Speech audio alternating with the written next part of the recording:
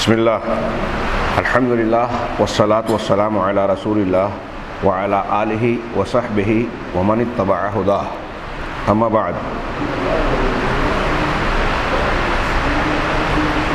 اعوذ باللہ من الشیطان الرجیم بسم اللہ الرحمن الرحیم لیس البر ان تولوا وجوہکم قبل المشرق والمغرب ولكن البر من آمن باللہ والیوم الآخر والملائکۃ والکتاب والنبیین وآتى المال على حبه ذوي القربى واليتامى والمساكين وابن السبيل والسائلين وفي الرقاب وأقام الصلاة وآتى الزكاة والموفون بعهدهم إذا عاهدوا والصابرين في البأساء والضراء وحين البأس أولئك الذين صدقوا وأولئك هم المتقون۔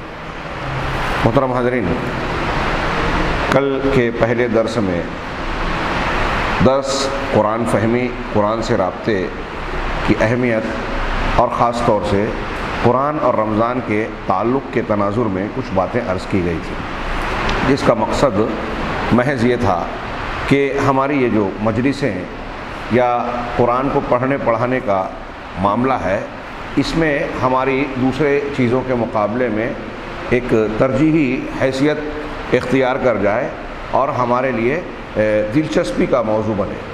ہم خاص طور سے رمضان میں اس کام کو دوسرے کاموں پر ترجیح دیں۔ آئیے پہلی مجلس جو شیخ ربیع کی مجالس رمضان کا حصہ، اور اس میں انہوں نے قرآن کے ان امور پر اپنی گفتگو کو مرکوز کیا ہے، اپنے دروس کو، جو ایمانیات اور عقائد سے متعلق ہے۔ چنانچہ انہوں نے پہلا عنوان مقرر کیا اشتمال سورۃ البقرہ علی اصول الایمان والاحکام۔ سورہ بقرہ کا ایمان کے اصول اور احکام پر مشتمل ہونا۔ سورہ بقرہ جو قرآن کی سب سے مفصل صورت ہے، سورۃ الفاتحہ کے بعد سب سے پہلی صورت ہے، اس کے بارے میں جس میں 286 آیتیں مکمل طور پر موجود ہیں، اور عام طور سے اہل علم نے کہا کہ یہ مدنی ہے۔ ہم جب یہ قرآن کی آیت یا صورت مکی ہے، یہ مدنی ہے، کل میں نے نیا پورے کے درس میں تھوڑی سی وضاحت کی کہ اس سلسلے میں کئی اقوال ہیں۔ دو جو مشہور قول ہیں میں نے اس کا تذکرہ کیا تھا، ایک یہ کہ نبی کریم صلی اللہ علیہ وسلم کی ہجرت سے پہلے، یعنی آپ کا جو مکی دور ہے، اس دور میں جو قرآن کی صورتیں اور آیتیں نازل ہوئی اس کو مکی کہا جائے، اور آپ کے مدینہ ہجرت کر جانے کے بعد جو صورتیں اور آیتیں نازل ہوئی اس کو مدنی کہا جائے۔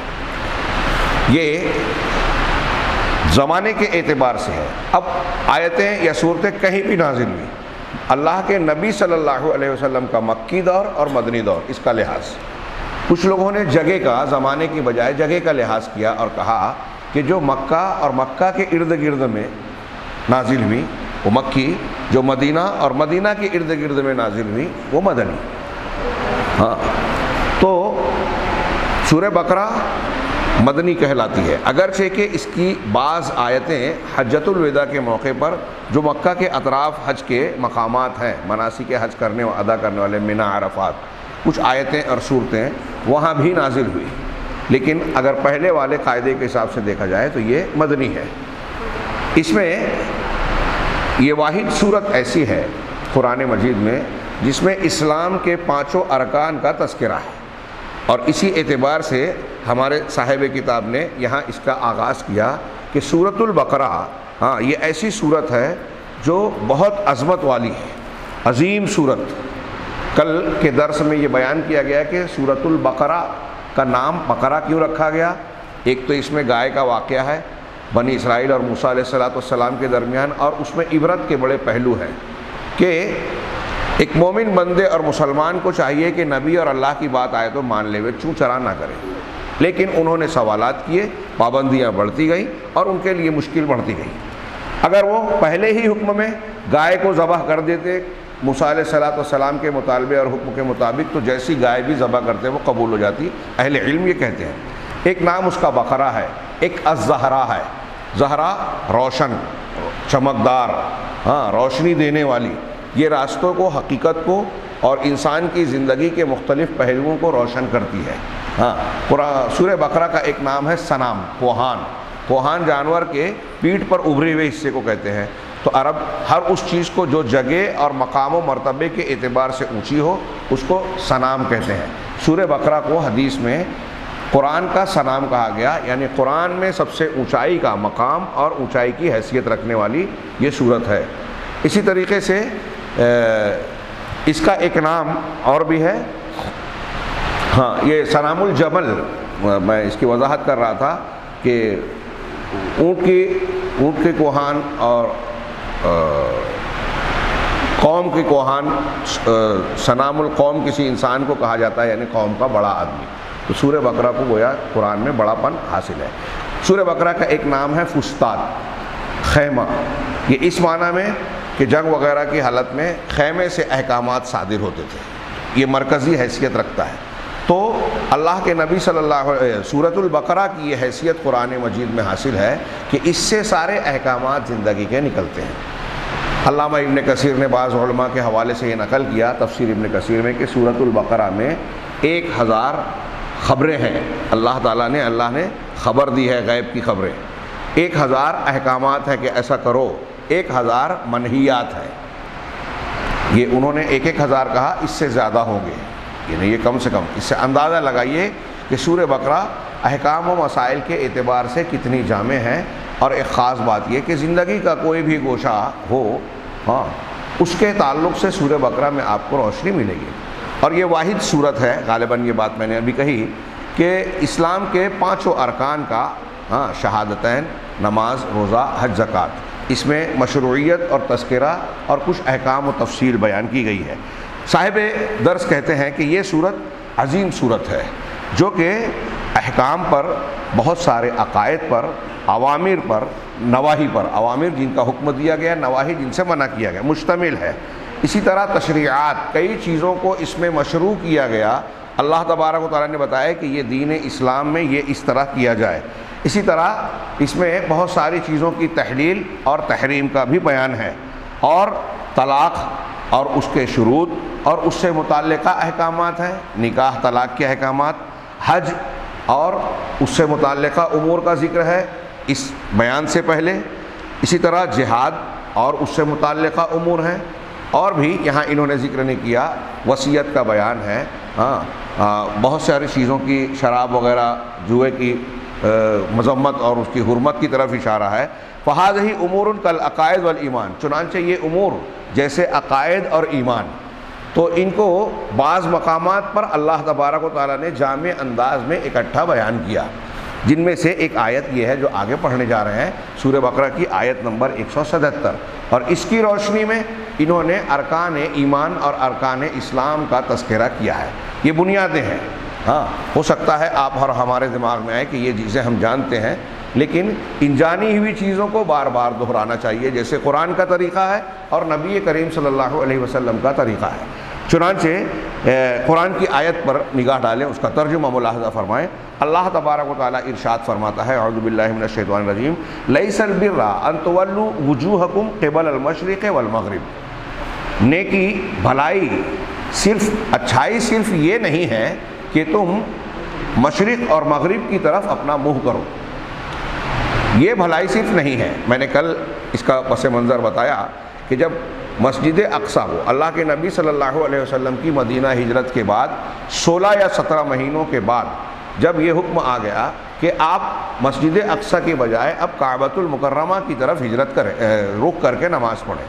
مکہ میں جب پڑھتے تھے تو اس طریقے سے اللہ کے رسول صلی اللہ علیہ وسلم کعبہ کی طرف رخ کرتے تھے کہ بیت المقدس بھی آ جاتا تھا، لیکن جب آپ مکہ سے مدینہ چلے گئے تو اگر مکہ کی طرف رخ کر کے نماز پڑھتے تھے تو بیت المقدس کی طرف پیٹھ ہوتی تھی۔ اس لیے آپ کی خواہش تھی قبلہ بدلے، آپ بار بار آسمان اٹھا کے دیکھتے تھے۔ سورہ بقرہ کے دوسرے جز میں آغاز میں قد سیقول السفہاء واللہ عن قبلتہم التی کانوا علیہا، اور آگے کی آیتیں آپ پڑھیے، اس میں ان باتوں کا تذکرہ ہے، اس کی حکمتوں کا بیان ہے۔ بہرحال یہ مرکزیت تبدیل کی گئی اس میں سورہ بقرہ کی، کہ اس حکم میں اہل علم نے قرآن نے یہ بہت بڑی حکمت بیان کی کہ مسلمانوں کے لیے قبلہ جب بدلا گیا تو یہود و نصارہ کو اعتراض ہوا. یہود اور نصارہ بیت المقدس کو قبلہ مانتے تھے، ایک مشرقی حصے کو، ایک مغربی حصے کو. یہ بہت بڑا فیصلہ تھا. بعض یہود و نصارہ تو اور مشرکین تو مخالف تھے ہی، بعض مسلمانوں کو بھی دل میں کھٹک پیدا ہوئی، اعتراضات ہوئے. اور اللہ تبارک و تعالیٰ نے بتایا قرآن میں کہ یہ ان کے لیے فتنہ، آزمائش ہے.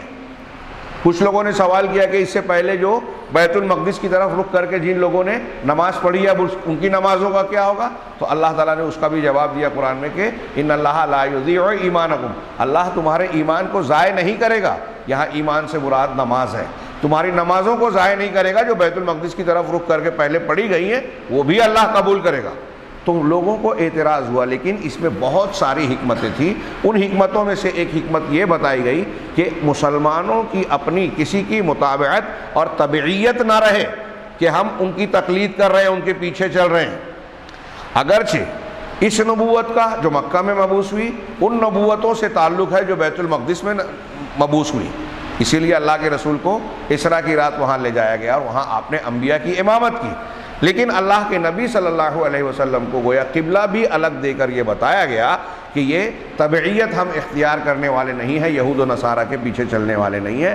اللہ نے جو دین دیا ہے اس میں ہم امتیازی حیثیت سے اپنے دین کو پکڑنے والے ہیں. تو حکمتیں اپنی جگہ، لیکن اس پر جب اعتراض ہوا تو اللہ تعالیٰ نے ان کے اعتراض کا جواب دیتے ہوئے کہا لیس البر ان تولوا وجوہکم قبل المشرق والمغرب، ساری بھلائی نیکی یہ نہیں ہے کہ تم اپنا منہ، اپنا چہرہ یا اپنا رخ مشرق اور مغرب کی طرف کرو، اس میں تم بحث کر کے سر کھپا رہے ہو. ہاں یہ تو ایک رخ ایک متعین کیا اللہ تعالیٰ نے قبلے کی طرف کہ سارے لوگ قبلہ رخ ہو کے نماز پڑھیں.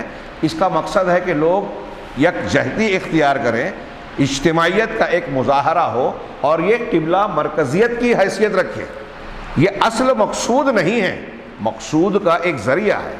آج ہمارے یہاں ایسا بہت ہوتا ہے، بہت سارے لوگ دین اصلاح کا کام کرنے کی بات کرتے ہیں لیکن مقصدیت کو نظر انداز کر کے مقصد کی تابع چیزوں اور متعلقہ امور میں اپنی صلاحیت، وقت، ذہن، کوششیں کھپاتے ہیں. آج ہم اپنے ارد گرد میں اپنی جماعت میں بھی دیکھیں تو ایسا بہت نظر آئے گا. تنقید مقصود نہیں ہے، اصلاح مقصود ہے کہ غور کرنا چاہیے ہمیں اور آپ کو، توجہ ان امور پر دینا چاہیے جس سے زندگی میں فائدہ زیادہ پہنچے، جو ہمارے زندگی کے مقصد سے زیادہ تعلق رکھنے والا ہو. میں عام حالات میں ایک بات کہتا ہوں، ایک چیز اگر آپ یہاں بیچ رہے ہیں تو 1 روپیہ نفع مل رہا ہے، آپ کو پتہ چلتا ہے کہ 5 کلومیٹر فلاں جگہ پر جا کے یہی چیز بیچیں گے تو آپ کو 5 روپے کے بجائے 100 روپیہ، 10 روپیہ، 20 روپیہ منافع ملے گا. تو ایک دنیا داری کے اعتبار سے بھی آدمی فوراً کیا فیصلہ کرتا ہے کہ جہاں زیادہ فائدہ ہے وہاں جائیں. یہ دنیاوی اعتبار سے. دین کے معاملے میں آدمی اس طرح کیوں نہیں سوچتا؟ اگر اس طرح ہم سوچنے لگیں کہ کون سا کام زیادہ اہم، زیادہ اجر و ثواب کا باعث ہے، اگر ہم نے اس پر توجہ دی تو ہمارے بہت سارے جھگڑے، مسئلے ختم ہو جائیں گے. چھوٹے موٹے معاملات، انسان کے درمیان مطلب کوئی اختلاف ہوا، آپ یہ سوچیں کہ ٹھیک ہے وہ انسان ہے، خطا ہو گئی، لغزش ہو گئی، کل ٹھیک کر لے گا. آپ اس کو پکڑ کر بیٹھ نہیں گئے، آپ نے نظر انداز کیا اور یہ دیکھا کہ ہم کو جماعت میں اجتماعی کام کرنا ہے، مل کر آگے بڑھنا ہے، دین پہ اللہ کی قربت حاصل کرنا ہے اور آخرت کی کامیابی اور اجر و ثواب حاصل کرنا ہے. تو آپ ان چھوٹی چھوٹی باتوں کو نظر انداز کر کے جو قابل ترجیح چیز ہے اس کو اختیار کریں گے. داعی اور دین کا کرنے والا، اخلاص والا آدمی ہمیشہ ایسا ہی ہوتا ہے. اللہ تبارک و تعالیٰ کی اس آیت میں بھی یہ سبق موجود ہے کہ تم اس میں الجھے ہوئے ہو کہ مشرق اور مغرب کی طرف رخ کیا جائے نہ کیا جائے، کون سا قبلہ اختیار کیا جائے. تو کہہ رہے ہیں کہ اللہ نے فرمایا کہ ساری نیکی اس میں نہیں ہے، اگرچہ یہ بھی اللہ کا حکم ہے اور کوئی اس پر عمل کرتا ہے تو وہ نیکی ہے.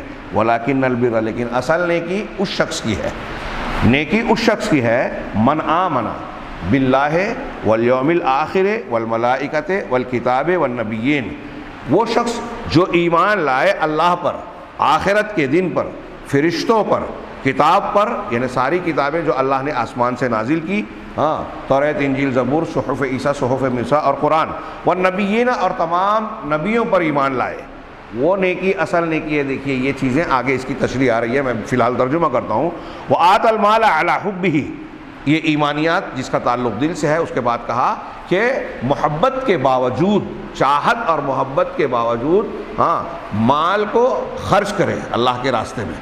مال کی ضرورت ہے، مال سے محبت ہے، پھر بھی خرچ کرے. کن لوگوں پر؟ ذوی القربہ، رشتہ داروں پر، والیتامى، یتیموں پر، والمساکین، مسکینوں اور غریبوں پر، وابن السبیل، مسافر پر، والسائلین، اور سوال کرنے والوں پر، حاجت مند سوال کرنے والے جو ہیں، وفی الرقاب، اور غلاموں کو آزاد کرے. تو جو مال کی محبت کے باوجود رشتہ داروں، مسکینوں، یتیموں، سائلین، فقراء، مساکین اور غلاموں کو میں خرچ کرے، غلاموں کو آزاد کرے، وہ اقام الصلاۃ، اور نماز قائم کرے، وہ آت الزکاۃ، زکوٰۃ کی ادائیگی کرے، والموفون بعہدہم اذا عاہدوا، اور وہ لوگ جو عہد و پیمان کرنے کے بعد اپنے عہد و پیمان کو پورا کرتے ہیں، والصابرین فی البأساء والضراء، اور تنگ دستی اور دکھ تکلیف میں، وحین الباس، اور لڑائی کے وقت صبر کرنے والے، ثابت قدم رہنے والے، جمنے والے. یہ آپ غور کیجئے، البأساء کہتے ہیں وہ تکالیف جو انسان کو مالی اقتصادی طور پر آتی ہے، تنگ دستی، فقر و فاقہ کی نوبت آ جائے، غریبی. الضراء وہ تکالیف جو انسان کے جسم کو لاحق ہوتی ہے، نقصان اور بیماری. الضراء. وحین الباس، دشمن سے مقابلے کے وقت. ان تمام اوقات میں آدمی کا دین پر جمے رہنا، اصول پر قائم رہنا بڑا کٹھن ہوتا ہے، مشکل پیش آتی ہے. لیکن ایسی حالات میں صبر کرنے والے، اولئک الذین صدقوا، یہ جو اوصاف، ان اوصاف کے جو حاملین ہیں. قرآن کی یہ بڑی جامع آیت جس میں ایمانیات، عقائد، اعمال، احکام اور اخلاقیات کو سمیٹا گیا ہے. انہوں نے اس کو ذکر کیا، اور اللہ تعالیٰ نے اس کے آخر میں کہا اولئک الذین صدقوا، یہی لوگ سچے ہیں، واولئک هم المتقون، اور یہی لوگ متقی پرہیزگار ہیں. یہی پرہیزگار ہیں. قرآن کے شروع میں کہا ھدی للمتقین، یہ متقیوں کے لیے ہدایت ہے. اور متقی کون لوگ ہیں؟ جن کے اندر یہ اوصاف ہیں. اب یہ شیخ ربیع فرماتے ہیں چنانچہ یہاں آیت میں اعمال قلوب کا، ایمانیات میں سے اعمال قلوب کا تذکرہ کیا اور عقائد کا بیان کیا. ساتھ ہی ساتھ اعضاء و جوارح، ہمارے جسمانی اعمال سے تعلق رکھنے والے، جسم سے تعلق رکھنے والے اعمال کو بھی ذکر کیا. غور کیجئے کہ اس آیت میں ان چیزوں کا بھی ذکر ہے جس کا تعلق ہمارے دل سے ہے، جس کا تعلق ہمارے اعضاء و جوارح سے ہے، یعنی عقائد اور اعمال. اور اس سے یہ بھی معلوم ہوا، یہ بات بھی بیان ہو رہی ہے جو اہل سنت والجماعت کا عقیدہ ہے، یہ قرآن کی آیتوں سے اور بہت ساری دلیلوں کی بنیاد پر، کہ ایمان قول، عمل اور اعتقاد ہے کا مجموعہ ہے. ایمان صرف دل میں یقین کر لینے سے نہیں، صرف زبان سے بول دینے سے ہم مومن نہیں ہو جاتے، بلکہ 3 چیزوں کا مجموعہ ہے. اس کی بڑی تفصیل ہے، آپ پڑھیں گے، اور اس سے بہت سارے معاملات طے ہوتے ہیں. ہم اس کو غیر اہم سمجھتے ہیں یا ایسا سمجھتے ہیں کہ یہ خشک اور دلچسپی کے باعث نہیں ہیں، لیکن جو علم والے ہیں، جو اس کے معنی اور مفہوم کو سمجھ کے اس کے کیا کیا تعلق ہماری زندگی پر مرتب ہوتے ہیں، اس کو سمجھتے ہیں، تو وہ اس بحث کو بہت اہمیت کے ساتھ جاننے کی کوشش کرتے ہیں. اس بحث میں، اس معاملے میں، مسئلے میں کئی فرقے مسلمانوں کے گمراہی کے شکار ہو گئے، خوارج، معتزلہ، مرجیہ. اور آپ کو، ہم کو لگے کہ یہ آج موجود نہیں ہے تو ایسا نہیں ہے. ارجاء کا بعض اثر ہمارے یہاں موجود حنفی مسلک کے ماننے والوں میں موجود ہے، جو ایمان میں عمل کو داخل نہیں مانتے. ان کی 2 قسمیں ہیں، آگے ایک سوال کے جواب میں شیخ نے بیان کیا ہے. تو یہ گمراہیوں کی بہت بڑی بنیاد بنتی ہے، اور ہمارے دین کی بنیاد کو مضبوط کرنے کے لیے اس مسئلے کا صحیح ہونا، اسے صحیح ڈھنگ سے سمجھنا بہت ضروری ہے. ہمارے ہاں دین کے نام پہ لوگ فضائل کی بات کرتے ہیں، اور ایسے امور کو سرسری طور سے بیان کرتے ہیں جسے آسانی سے ہم سمجھ کر عمل کر لیں یا فضیلت کی بات کریں. مسائل اور علم کی وہ گہرائیاں یا وہ بنیادیں جس کی بنیاد پر دین کی عمارت کھڑی ہوتی ہے، ہمارے یہاں اس پر توجہ ہی نہیں ہے، جبکہ انبیاء کرام علیہ الصلوۃ والسلام کی پوری قوت اسی کو سکھانے میں صرف ہوتی تھی، زندگیاں کھپا دی عقیدہ اور ایمان سکھانے میں، اور ایمان اور عقیدہ جب تک قوم اور ملت نے امت نے قبول نہیں کیا، نبیوں نے احکام و مسائل بیان نہیں کیے۔ بہت اہمیت کی حامل بات ہے۔ اسی سے آپ اندازہ لگائیے کہ سب سے پہلے سب سے زیادہ ہم کو ان عقائد کو اور بنیادوں کو سمجھنا چاہیے۔ یہی بات شیخ ربیع نے، دکتور ربیع نے فرمائی کہ ایمان قول، عمل اور اعتقاد کا نام ہے۔ اللہ تبارک و تعالیٰ نے یہ خود ارشاد فرمایا، لیس البر ان تولوا وجوہکم قبل المشرق والمغرب ولکن البر من آمن باللہ۔ اصل نیکی، حقیقی نیکی یہ ہے جو اللہ پر ایمان لایا۔ اب اللہ پر ایمان ایمانیات کی بنیاد ہے۔ یہ آگے کہہ رہے ہیں کہ یہ تمام ایمان کے اصول کی، تمام ایمانیات کے اصول کی جڑ ہے، بنیاد ہے، اساس ہے۔ اللہ پر ایمان، دیگر جتنے بھی ایمان سے متعلق چیزیں ہیں ان سب کی جڑ، بنیاد اللہ پر ایمان ہے، جس کو اصل الاصول کہا جاتا ہے۔ اصولوں کی اصل، جڑوں کی جڑ، سب سے اہم جڑ اور بنیاد اللہ پر ایمان۔ الایمان باللہ وتوحیدہ واخلاص العبادۃ لہ، اللہ پر ایمان رکھنا، اس کی توحید اختیار کرنا، یہ سب ایک دوسرے سے جڑا ہوا معنی ہے۔ وضاحت کے لیے یہ چیزیں بیان الگ الگ کر کے بیان کی۔ اللہ پر ایمان لانا، اس کی توحید کو اختیار کرنا، اور عبادت کو اس کے لیے خالص بنانا، کسی کو کسی بھی طریقے سے شریک نہیں کرنا، یعنی شرک سے منزہ کرنا۔ اسی طرح اللہ تبارک و تعالیٰ پر ایمان لانا کیسے؟ اس کے اسماء حسنی اور صفات علیہ کے ساتھ، جو قرآن و حدیث میں اللہ کے اسماء و صفات ہیں ان کا انکار نہ کیا جائے، تحریف نہ کیا جائے، ان کی کیفیت نہ بیان کی جائے، ان کی تشبیہ اور ان کی مثال نہ بیان کی جائے، بلا تکییف ولا تمثیل ولا تکییف، یہ آپ عقیدے کے باب میں پڑھیں گے اور سنیں گے۔ تو اللہ کے اسماء و صفات جو قرآن و حدیث میں بیان کیے گئے ہیں، جیسے بیان کیے گئے ہیں، اللہ کے نبی صلی اللہ علیہ وسلم نے جیسے بیان کیے اور صحابہ نے جس طرح مانا، ویسے ہی اللہ کے اسماء و صفات کو مانا جائے۔ اللہ پر ایمان کے ارکان میں سے ایک رکن ہے یہ۔ ہم لوگ ناموں کو قرآن مجید میں بار بار اللہ کے مختلف ناموں کا جو تذکرہ کیا گیا بلا وجہ نہیں کیا گیا، اس کی ہم کو ضرورت ہے، اس سے اللہ کی معرفت ہوتی ہے، اس سے اللہ تبارک و تعالیٰ کی تعریف اور اس کے مختلف اوصاف اور کمالات کا علم ہوتا ہے، اس کے ذریعے سے ہم کو اللہ کی عظمت و کبریائی کے مختلف پہلو معلوم ہوتے ہیں، اس کے ذریعے سے اللہ کی حمد اور تعریف کے مختلف پہلو معلوم ہوتے ہیں کہ اس اعتبار سے بھی اللہ قابل تعریف ہے، اس اعتبار سے بھی اللہ تبارک و تعالیٰ کی حمد کی جانی چاہیے، اس اعتبار سے بھی ستائش کی جانی چاہیے۔ تو اللہ کے ناموں کے بہت سارے فائدے ہیں، یہ ایک رکن ہے۔ ہمارے ماحول میں ہم اللہ کے اسماء و صفات پر توجہ نہیں دیتے، اس پر توجہ دیجیے۔ میں اکثر بیان کرتا ہوں، علامہ ابن قیم نے نقل کیا کہ بعض سلف کا کہنا ہے کہ دنیا کے مسکین اور غریب محروم لوگ ہیں جو دنیا میں آئے اور دنیا کی سب سے لذیذ نعمت کو چکھے بغیر اس دنیا سے چلے گئے۔ لوگوں نے پوچھا کہ سب سے لذیذ نعمت کیا ہے؟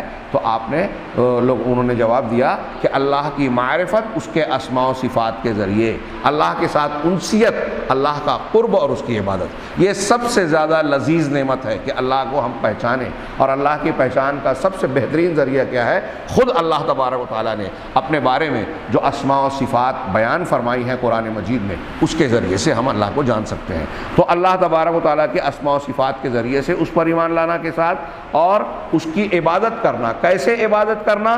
جیسے اللہ تبارک و تعالیٰ نے اپنے رسول کے ذریعے سے مشروع کیا، جیسے بتایا ہے ویسے عبادت کرنا۔ اب ایک آدمی بولے کہ میں اللہ کو مانتا ہوں اور عبادت ویسے کروں گا جیسے میری سمجھ میں آ رہا ہے، عبادت ویسے کروں گا جیسے عیسائی مذہب کے لوگ، یہودی مذہب کے لوگ، ہندو دھرم کے لوگ کرتے ہیں، مجھے ان کا طریقہ عبادت پسند ہے، میں اللہ کی ویسے عبادت کروں گا جیسے ہندو کرتے ہیں، گھنٹی بجاؤں گا، ہاتھ جوڑوں گا، ماتھا ٹیکوں گا، اس قسم کی باتیں اگر اختیار کرتا ہے، قابل قبول ہوگا؟ اتنی موٹی سی بات ہے۔ لیکن ہمارے بہت سارے مسلمان، اب یہاں میں نے ہندو، یہودی، نصرانی کہہ دیا تو آپ فٹ سے سمجھ گئے، فوراً سمجھ گئے کہ نہیں کرنا چاہیے۔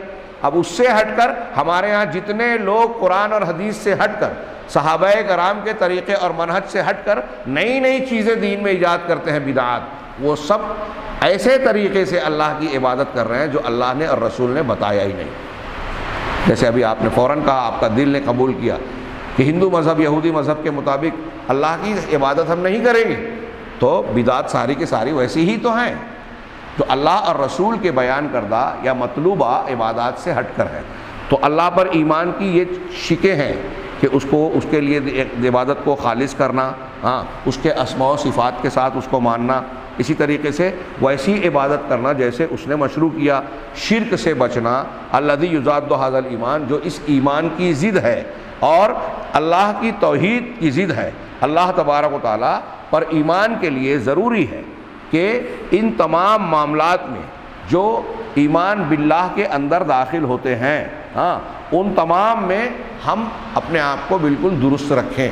ایمان باللہ کے معنی میں جو جو چیزیں شامل ہیں ان تمام چیزوں کو اختیار کریں۔ اب ایمان باللہ میں جو کچھ چیزوں کا ذکر ہوا اس کے ساتھ جیسے پہلی چیز کہ اللہ کو ماننے کا مطلب سب سے پہلے اللہ کا وجود مانے، اللہ ہے اور وحدہ لا شریک ہے، اپنے اسماء و صفات کے ساتھ ہے، وہ سننے والا دیکھنے والا ہے، سمیع اور بصیر ہے، علیم ہے، قدیر ہے، اور اپنے عرش پر مستوی ہے۔ آج ہمارے بہت سارے مسلمان یہ نہیں مانتے کہ عرش پر مستوی ہے۔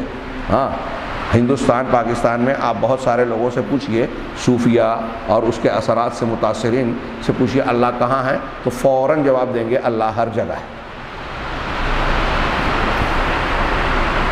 آپ میں سے کوئی جواب دے گا اللہ کہاں ہے؟ عالم کو چھوڑ کر اللہ کہاں ہے، اس کا صحیح جواب کیا ہوگا؟ ہاں جی، پوری ہو گئی بات؟ اب جیسے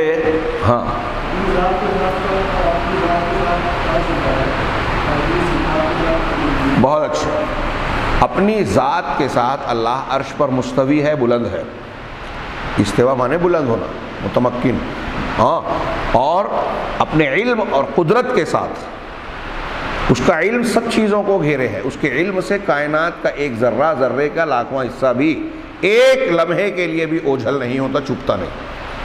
ہر وقت ہر جگہ ہر چیز اس کے سامنے ہے، اس کے علم میں ہے، ہر چیز اس کے احاطہ قدرت میں ہے، کوئی اس کے دائرے سے باہر نہیں ہے۔ اور پھر خاص بندے اللہ کی علم اور قدرت کے ساتھ اللہ کی مدد اور نصرت کے ساتھ بھی، جیسے اللہ نے کہا نا ان اللہ مع الصابرین، اللہ صبر کرنے والوں کے ساتھ ہے۔ تو کیا مطلب ہے صبر کرنے والوں کے ساتھ؟ بالعون والنصر، اپنی مدد اور نصرت کے ساتھ۔ جو صبر کرنے والے نہیں ہیں اور جو صبر کرنے والے ہیں، دونوں میں فرق ہے جی۔ جو صبر کرنے والے، ان اللہ مع الصابرین میں معیت کا معنی سمجھا رہا ہوں، اللہ صبر کرنے والوں کے ساتھ ہے۔ اب صبر کرنے والا ایک آدمی ہے اور ایک بے صبرہ ہے، دونوں برابر تو نہیں ہے۔ اللہ کہہ رہا ہے قرآن میں کہ اللہ صبر کرنے والوں کے ساتھ ہے، اس کا مطلب جیسے اس کے ساتھ ہے ویسے اس کے ساتھ نہیں ہے، ورنہ یہ کہنے کا کوئی مطلب ہوتا کیا قرآن میں کہ صبر کرنے والوں کے ساتھ ہے؟ اگر جیسے اس کے ساتھ ہے ویسے اس کے ساتھ رہتا تو یہ کہنے کی کوئی فائدہ ہی نہیں ہوتا اس بات کے کہنے کا نا کہ اللہ صبر کرنے والوں کے ساتھ۔ اس کا مطلب اس کے ساتھ جو ساتھ ہے اللہ کا وہ خصوصی ہے، جو اس کو حاصل نہیں ہے، جو صبر نہیں کرتا۔ تو یہ خصوصی والا کون ہے؟ خصوصی کا مطلب کیا ہے؟ یعنی اللہ کی مدد، اس کی نصرت، اس کی رحمت اس کے ساتھ ہے جو صبر کرنے والا ہے۔ لیکن یہ بھی اللہ کے علم سے باہر نہیں ہے، اس کے ساتھ بھی ہے۔ کیسے ہے؟ علم کے ساتھ ہے، اور یہاں مدد کے ساتھ بھی ہے، تائید کے ساتھ ہے اللہ تبارک و تعالیٰ کی قوت۔ اب بدر میں کفار مکہ کے حالات بھی اللہ جان رہا ہے، مسلمانوں کے حالات بھی جان رہا ہے، لیکن اللہ تعالیٰ نے کہا کہ میں تمہارے ساتھ ہوں، اس کا مطلب تمہاری مدد کر رہا ہوں، فرشتوں کو اتارا، ان پر جو ہے سکینت کو نازل کیا، ان کے دلوں میں خوف ڈال دیا۔ ساتھ دونوں کے ہے لیکن ساتھ میں فرق ہے۔ اور اللہ اپنی ذات کے ساتھ عرش پر ہے، یہ اچھی طرح دماغ میں رکھیں۔ ہندوستان میں بہت سارے لوگ یہ کہتے ہیں اللہ ہر جگہ ہے اپنی ذات کے ساتھ، بلکہ صوفیوں کے عقیدے میں حلول اور وحدت الوجود کی بنیاد پر یہ کہتے ہیں کہ اللہ فلاں کے اندر آ گیا، منصور کے جسم میں آ گیا، فلاں کے جسم میں آ گیا، نصیری کہتے ہیں حضرت علی کے جسم میں حلول کر گیا تھا، اور دوسرے لوگ کچھ اور لوگوں کے بارے میں کہتے ہیں۔ ہمارے یہاں احناف میں امداد اللہ مہاجر مکی رحمہ اللہ، ان کے بارے میں ایسا لوگ کہتے ہیں کہ وہ اللہ تعالیٰ ان کی شکل میں آ کے حاجیوں کا جہاز بچا لیا، ان کی کتابوں میں واقعات لکھے ہیں۔ یہ کوئی چھوٹے موٹی گمراہی نہیں ہے۔ ہم لوگ بڑی بڑی باتیں کرتے ہیں، یہ بحث ہم جب چھیڑ رہے ہیں، میں آپ لوگوں کے درمیان کر رہا ہوں، یہاں چند لوگ ہیں، ان چیزوں کو سیکھنے اور جاننے کا آج ہندوستانی ماحول میں ہم شوق ذوق بھی نہیں پاتے، جبکہ یہ سب سے زیادہ اہم ہے۔ اور ایک طرف ہم دیکھ رہے ہیں کہ کچھ لوگ بڑی محنت کرتے ہیں دین کے معاملے میں۔ دیکھیے شیطان کی یہ بھی ایک چال ہے کہ عبادات اور فضائل خوب کروا رہا ہے، لیکن جب عقیدہ ہی بگاڑ دیا تو ایک آدمی کبھی سجدے سے نہ اٹھے، اس کا سجدہ قبول ہی نہیں ہوگا اگر وہ شرک کر رہا ہے۔ ہاں 24 گھنٹے میں جب تک جاگ رہا ہے تب تک اللہ کی عبادت کر رہا ہے، تسبیح، تہلیل، تہجد وغیرہ وغیرہ سارے فضائل پہ عمل کر رہا ہے، لیکن اگر اس کے ایمان اور توحید میں کھوٹ ہے، شرک ہے، اللہ کے اسماء و صفات کے بارے میں کھلا کھلا الحاد ہے، اگر اس قسم کی باتیں ہیں تو وہ کتنی بھی فضیلت پر عمل کرے بیکار ہے۔ لیکن دین کی اس بنیاد کو لوگ سمجھنے کے لیے تیار، ایسا بھی نہیں کہ یہ چھپی ہوئی باتیں ہیں۔ اللہ کے رسول صلی اللہ علیہ وسلم سے خطاب کر کے قرآن میں کہا گیا، قرآن کی آیت ہے کہ اگر آپ شرک کریں گے تو آپ کے بھی سارے عمل برباد ہو جائیں گے۔ لَإِنْ أَشْرَكْتَ لَيَحْبَطَنَّ عَمَلُكَ۔ اس سے بڑھ کر کیا معاملہ ہو سکتا ہے کہ بندہ اس بات پر غور کرے کہ اگر عمل ہم کر بھی رہے ہیں لیکن شرک کریں گے تو سارے عمل برباد۔ لہٰذا سب سے پہلی کوشش یہ ہونی چاہیے کہ ایمان، توحید اور شرک کو سمجھے تاکہ توحید کو اختیار کریں اور شرک سے بچیں۔ وہی بات انہوں نے کہا کہ ایمانیات کی تمام اللہ پر ایمان سے متعلقہ امور کو ہمیں جاننا چاہیے، مثلاً اللہ کے وجود، اس کے اسماء و صفات کے ساتھ اسے ماننا، اور اس بات پر یقین رکھنا کہ وہ سمیع بصیر، علیم قدیر ہے، اپنے عرش پر مستوی ہے، وَأَنَّهُ يَنزِلُ إِلَى السَّمَاءِ الدُّنْيَا، اور اللہ تبارک و تعالیٰ سماء دنیا، 7 آسمان ہیں، جو ہماری دنیا سے جو آسمان نظر آتا ہے اس کو سماء دنیا یعنی دنیا کا آسمان کہتے ہیں، پھر اس کے بعد دوسرا، پھر تیسرا، ایسے 7 آسمان ہیں۔ تو اللہ تعالیٰ حدیث میں ہے کہ جب رات کا تہائی حصہ باقی رہتا ہے، ہاں ینزل الرب تبارک و تعالیٰ اذا یبقى ثلث اللیل الاخیر او کما ورد فی الحدیث، یہ صحیح مسلم کی حدیث میں ہے کہ جب رات کا آخری تہائی باقی ہوتا ہے تو رب تبارک و تعالیٰ سماء دنیا پر نزول فرماتا ہے۔ یہ بھی ہمارے عقیدے کا حصہ ہے۔ اب ہمارے یہاں لوگ سوال اٹھاتے ہیں، ارے یہ بات تو سمجھ میں نہیں آتی عقل میں، کیسے اللہ کیسے نزول فرماتا ہے؟ اگر عرش سے پہلے آسمان پر آیا تو کیا عرش خالی ہو جاتا ہے اور یہاں آتا ہے، یہاں ہے تو وہاں نہیں ہے، وہاں ہے تو یہاں نہیں ہے، یہ مطلب ہوا ایک بات۔ دوسرا سوال یہ اٹھاتے ہیں کہ ایک بات بتائیے کہ دنیا میں کہیں نہ کہیں تو تہائی حصہ رہتا ہی ہے 24 گھنٹے میں، تو اب اللہ تعالیٰ جب ثلث اللیل باقی رہتا ہے تب آسمان پر دنیا پر اترتا ہے، یہ کیسے ہوگا؟ دنیا میں کہیں نہ کہیں تو یہ وقت رہتا ہی ہے، تو پھر ہر وقت اترتا ہے، کیا مطلب ہے؟ تو اہل سنت والجماعت کے علماء نے کہا کہ جس طرح رسول اللہ صلی اللہ علیہ وسلم نے بتایا اور آپ اس کو اچھی طرح جاننے والے تھے اور صحابہ نے بھی اس پر ایمان رکھا، ویسے ہی ہم یقین رکھتے ہیں کہ اللہ کے رسول صلی اللہ علیہ وسلم نے جو بیان کیا ہم اس پر ایمان رکھتے ہیں۔ غیب سے متعلق خبروں کے بارے میں اگر ہماری عقل کا دائرہ کسی چیز کو سمجھنے سے قاصر ہے تو ہم اس کے پیچھے نہیں پڑتے۔ ایسی کتنی چیزیں تھیں جو اس زمانے میں پہلے نہیں سمجھ میں آتی تھی، آج سمجھ میں آ رہی ہے، لیکن صحابہ کرام نے سمجھ میں نہ آنے کے باوجود، سائنسی تحقیقات کے سامنے نہ ہونے کے باوجود اس کو مانا، ایمان رکھا کہ اللہ نے کہا ہے، رسول نے کہا ہے، ہم مانتے ہیں۔ صدیق اکبر نے کہا، ابو جہل تم کہتے ہو کہ ایک رات میں اللہ کے رسول یہاں سے بیت المقدس اور آسمان سے ہو کر واپس آئے اور اس کو مانتے ہو تو بے وقوفی ہے۔ ارے اس سے بڑی بات میں مانتا ہوں کہ آپ کے پاس فرشتہ آتا ہے، جب فرشتہ آ سکتا ہے تو آپ کیوں نہیں جا سکتے؟ ایک ہی رات میں تھوڑی دیر میں ایک واقعہ ہوا، اللہ کے رسول صلی اللہ علیہ وسلم زہریلی بکری کھا رہے ہیں، اللہ کے حضرت جبرائیل فوراً آ کے روکتے ہیں۔ کتنی دیر لگی آسمان سے زمین پر آنے میں ان کو؟ ہمارے ذہن و دماغ میں اس رفتار کا تصور نہیں ہو سکتا۔ آج کوئی سواری انسان کی طاقت اس کا ساتھ نہیں دے سکتی۔ یہ اللہ تعالیٰ کی شان اور قدرت ہے، اور اللہ کی قدرت سے کوئی چیز باہر نہیں ہے۔ خیر، تو اللہ تبارک و تعالیٰ سماء دنیا پر آتا ہے، رسول اللہ صلی اللہ علیہ وسلم نے خبر دی، ہم اس پر ایمان رکھتے ہیں۔ کیسے ہم کو نہیں پتا، یہ غیبیات سے متعلق ہے۔ غیب میں ہم قبر کی باتوں کو نہیں سمجھ پاتے، اور چھوڑیے قبر کی، روز سوتے ہیں، ہمارے بازو میں ایک آدمی سویا ہوا ہے، ہاں ہم اس کو دیکھ رہے ہیں، نیند کی حالت میں ہے، نیند کی حالت میں اس نے سانپ کو دیکھا، شیر کو دیکھا، کوئی جن شیطان کو دیکھا، اس میں وہ ڈر کر چیخ رہا ہے، چلا رہا ہے، بھاگ رہا ہے، دوڑ رہا ہے، ہم بازو میں بیٹھے ہیں، ہم کو نہیں پتا کہ یہ بھاگ رہا ہے، ہم وہاں بیٹھے ہوئے، ہم کو نہیں پتا کہ یہ چیخ چلا رہا ہے۔ اچانک ڈر کے آنکھ کھلتی ہے اور اس ڈر کے اثر سے اس کے جسم پہ پسینے بھی چھوٹ رہے ہوتے ہیں، لیکن جب آنکھ کھلتی ہے اور بازو میں کھڑا ہوا آدمی چونک دیکھتا ہے کہ چونک کر اٹھا، کیا بات ہے، کوئی خواب دیکھا کیا تم نے، ڈر گئے کیا، تو کہتا ہے ہاں ہاں خواب دیکھا، کوئی خاص بات نہیں، یا بتائے تو بتائے. لیکن وہ اس خوف، ڈر اور خواب کی اس کیفیت سے کسی نہ کسی حد تک متاثر ہوتا ہے، لیکن وہاں بیٹھا ہوا آدمی، ہم اس کے بازو میں بیٹھے نہیں دیکھ پاتے، سمجھ پاتے. یہ تو نیند کی حالت میں ایک انسان پر جو بیتتی ہے وہ بیدار انسان دیکھنے والا سمجھ نہیں پاتا. تو موت کی حالت میں جو انسان پر بیتتی ہے قبر میں، وہ ہم کو دکھائی دیتا ہے کیا؟ کچھ لوگوں کو عذاب قبر سمجھ میں نہیں آتا. اور جب یہ چیزیں نیند اور موت کی ان حالتوں میں ہمیں چیزیں سمجھ میں نہیں آتی بہت ساری، تو آخرت کی، برزخ کی، غیب کی اس سے بڑی بڑی باتیں، اللہ کی صفات، عظمتیں، کبریائیاں، وہ ہمیں کیسے سمجھ میں آئے گی؟ لہذا ہماری عقل اور فہم کا دائرہ محدود ہے. اللہ کی عظمتیں، غیب کی باتیں بہت وسیع ہیں جو ہمارے دائرہ فکر سے بڑھ کر ہے. علامہ ابن خلدون کے مطابق انسان کا دماغ سمجھ لیجئے کہ سونا تولنے کا جو تولہ ماشا تولتا ہے چھوٹا سا ترازو ہے، اور غیبیات جو غیب سے متعلق امور ہیں وہ پہاڑ کے جیسے ہیں. اس چھوٹے سے ترازو پر آپ پہاڑ کو نہیں تول سکتے، بلکہ یہ ترازو پہاڑ کے اندر گم ہو جائے گا. لہذا غیبیات کے تعلق سے ہم یہ نہیں کہتے کہ یہ عقل کے سراسر خلاف ہے. ان کے ثبوت میں قرآن حدیث کی ایسی بے شمار دلیلیں موجود ہیں جس کی بنیاد پر ہم اس کو جھوٹ، غلط اور ناحق نہیں کہہ سکتے.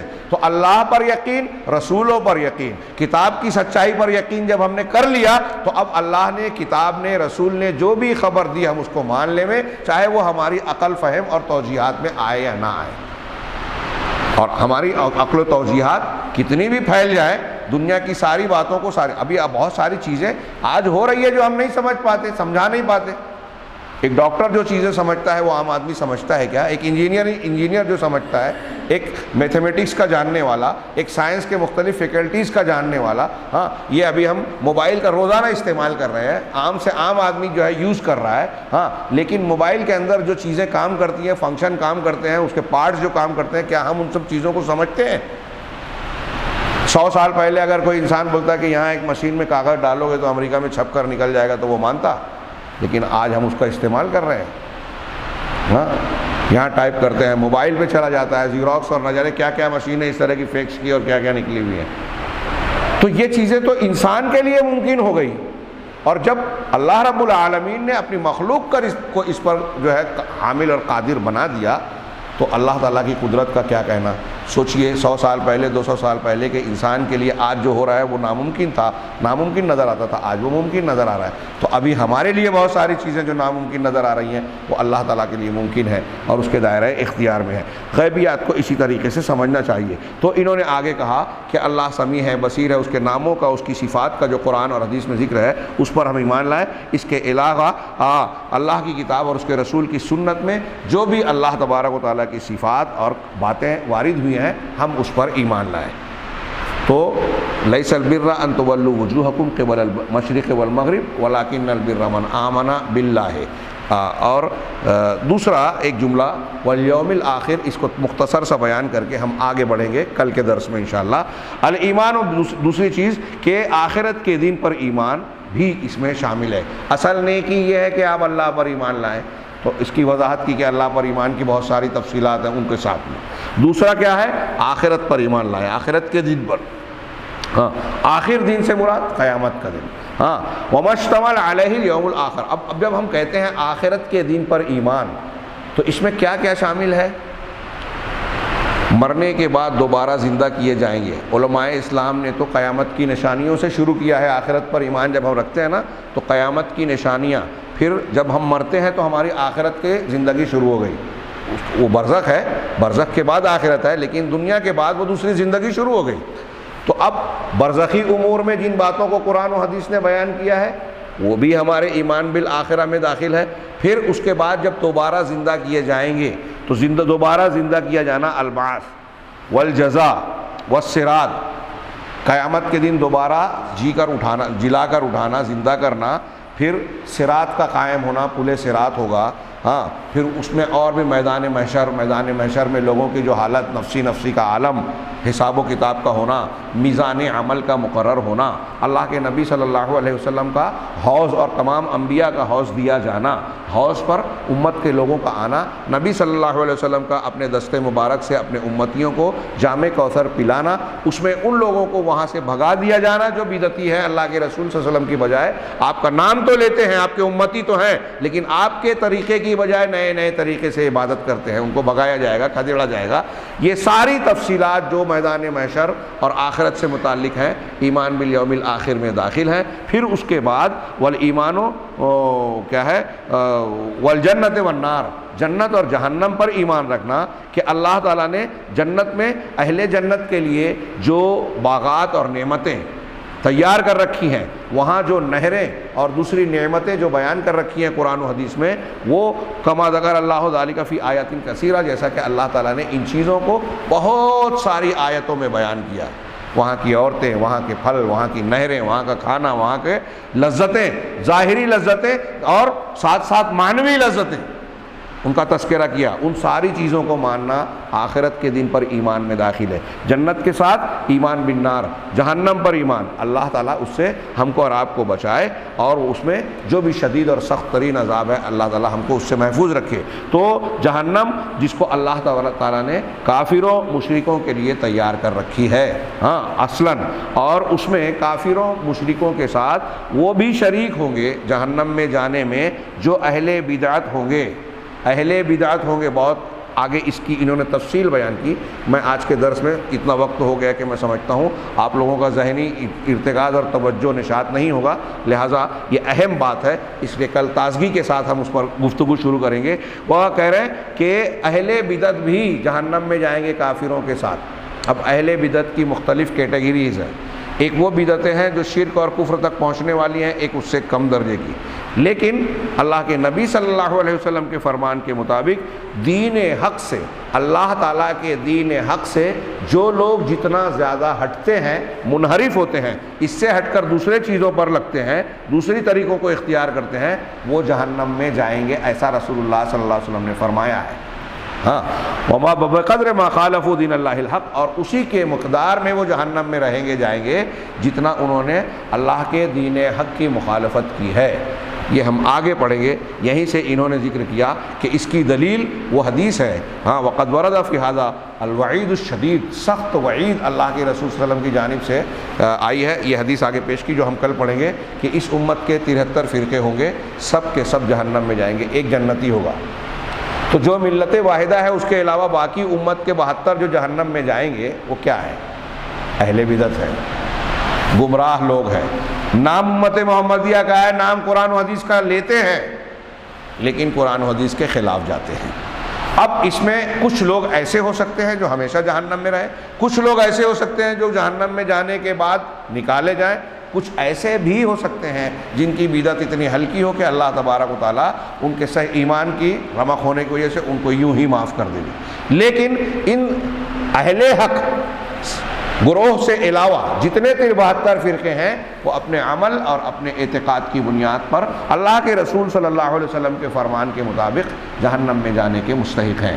ہاں آگے ہم کل یہ پڑھیں گے کہ وَلَكِنَّ الْبِرَّ مَنْ آمَنَ بِاللَّهِ وَالْيَوْمِ الْآخِرِ، کہ نیکی کرنے والا اصل انسان وہ ہے، نیک وہ انسان ہے جو اللہ پر ایمان لائے اور آخرت پر۔ ابھی یہ بہت ادھوری بات ہے، ایمانیات باقی ہے اور آگے کے اعمال اور ارکان ایمان باقی ہیں۔ انشاءاللہ کل ہم اس کو مکمل کریں گے۔ وآخر دعوانا ان الحمد للہ رب العالمین وصلی اللہ علی نبینا محمد۔